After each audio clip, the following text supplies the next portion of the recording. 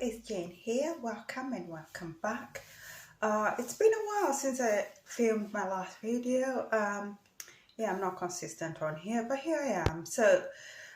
Today I'm going to be doing a video on things I miss about Kenya. So for the background, I was born in Kenya. I came here I think it's over 16 or 17 years ago. Anyway, around 16 years ago. And I call UK home, but I'm still Kenyan. Anyway, I'm going to give you a short list, maybe 5 things I miss about Kenya. So the first thing I miss about Kenya is family. So my family is still in Kenya. I do have a few cousins here, but I'm talking about my mom. I'm on the phone with my mom literally every day. It might be a text message, a phone call, video call.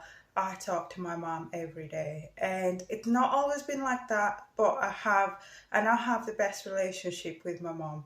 It might be an age thing, to do with both of us. She's retired now. She's got more time for me, and she's got more patience. But so do I.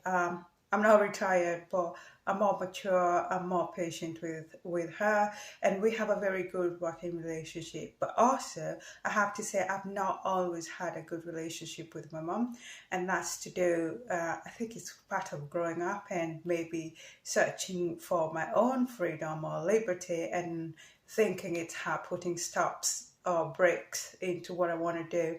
Well, it's just part of growing up. But yeah, family. And the second person still in Kenya is my brother and his kids and his wife.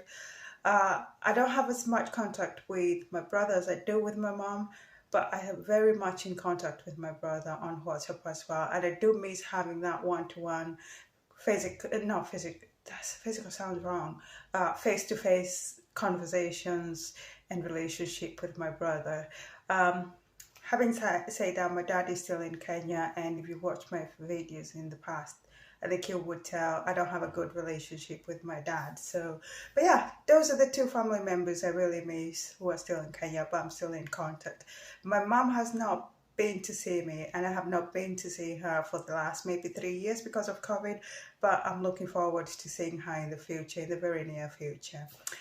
So the second thing I miss about Kenya is food. I don't mean the nyama choma, I don't mean the traditional food, I don't mean ugali. I specifically mean the bananas. They're sweet. They're sweeter in Kenya for sure.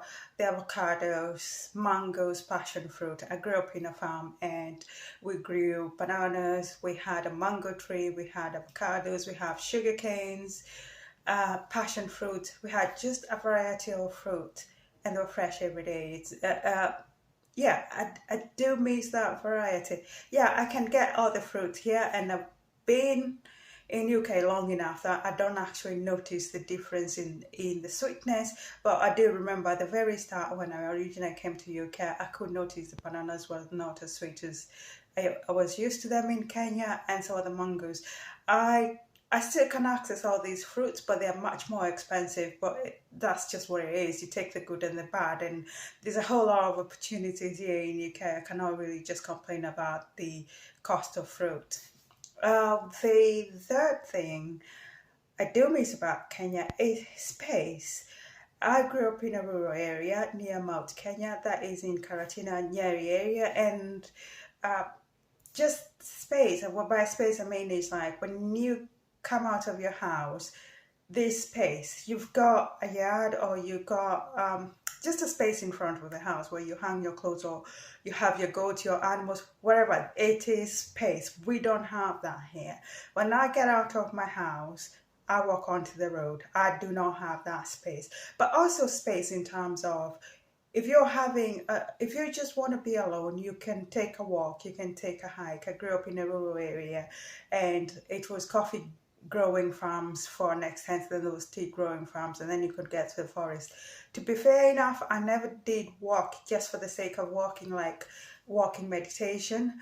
Although I do that now, I now realize that space would be ideal for that, and I miss that space. And also, if you're fortunate enough to travel in Kenya, the variety in space changes. So, like if you're in the Mount Kenya area, there's a lot of rivers, the valley, and the hills.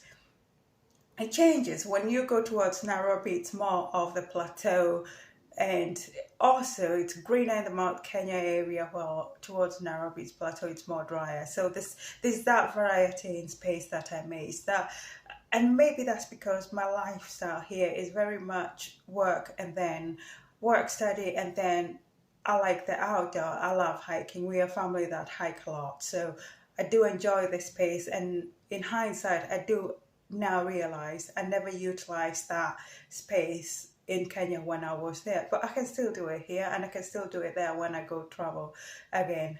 Um, the fourth thing I miss about Kenya is pace of life.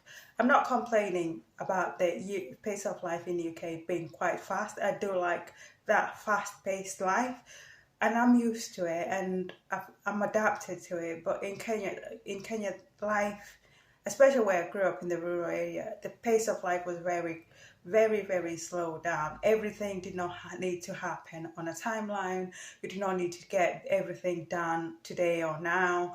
And sometimes you need that break to be able to breathe, or to just look at what you're doing and be able to project your future, be able to have a space and have that slower pace in life where you can take time, take stock of what's happening, and maybe plan for your future, put measures in place so that you can take up opportunities as they arise.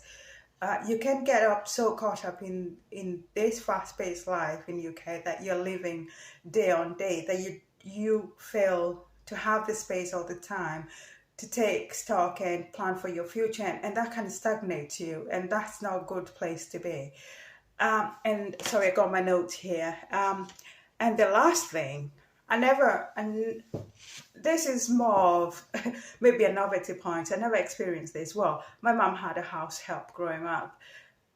I came here when I was 21 and never needed a house help at that time. I could not afford one. But when I think of what a house help in Kenya is, that you have a household with kids, one or two parents, and a house help, and the house help helps, well, the house really look after the children, the wraparound childcare, that is all looked after. And that's a luxury in itself, in the sense that you're able to do other things for yourself. You don't have to be rushing from work. You don't have to think about your kids going to activities or who is looking after your kids. That a house help is a luxury in itself. And whilst I never experienced that, and I don't particularly miss it, I can understand why some people in the UK would miss the idea of having a house help. Now, in UK, there's minimum wage, and having a house help here is just really unaffordable, because if you're looking at a minimum wage of £10 and your house help, somebody needs to make a living, so you cannot say I only need them for 2 hours a day, because if they're only making £20 a day, then it's not worth their while, because they need to make a living. They'd rather go and get a job where they can make a full day's wage, because the market is competitive. So not a lot of people can afford house help here, but people do au pairs, or what I do is because if I need to drop my child off to before breakfast club or after school club, I do that, and you pay a charge for that, but it's not exactly a house help. It's doing a very small role, which a house help would do, but it's not the full role. And yeah, those are the 5 things I miss about Kenya. On my next video, I'm going to be talking about a few things I don't miss about Kenya. They're not exactly things I hate about Kenya, because hate is too strong a word, but yeah, that's going to be my next video, and I'm going to be filming it now, so it's going to be the same outfit. And thank you for watching.